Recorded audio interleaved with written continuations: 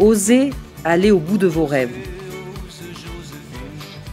Marie Curie, prix Nobel de physique et prix Nobel de chimie.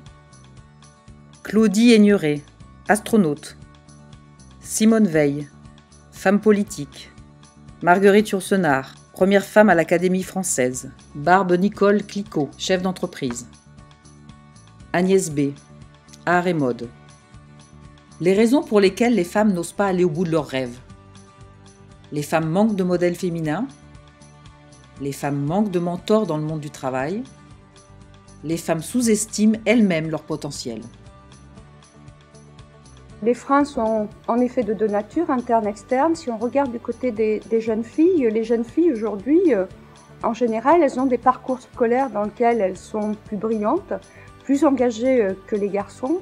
Donc la question n'est pas du côté de leur audace, de l'estime de soi.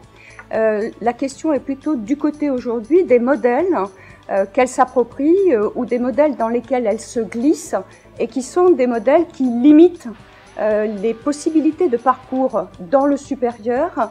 Et du coup, lorsqu'on parle de parcours dans le supérieur, on parle aussi de limitation au regard des champs d'activité professionnelle dans lesquels ensuite on va s'investir. Top 5 des motivations des femmes à devenir chef d'entreprise. Indépendance financière, épanouissement personnel, prise de responsabilité, indépendance et la première, concrétiser un projet.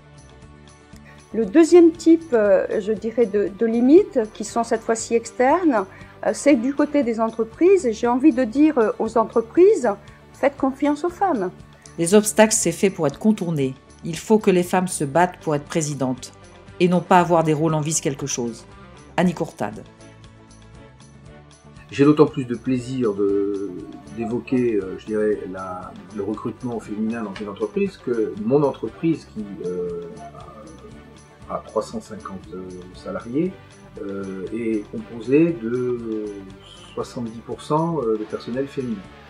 Et je vous avoue franchement que j'ai pas attendu que la société évolue telle que nous la connaissons actuellement, pour proposer des postes de responsabilité importante, en particulier de cadre dirigeant dans mon entreprise, à des femmes. J'ai ma directrice commerciale qui est une femme, qui dirige le département commercial, enfin, en tant que directrice depuis maintenant plus de 20 ans, et j'ai une directrice de ressources humaines, et sur mon encadrement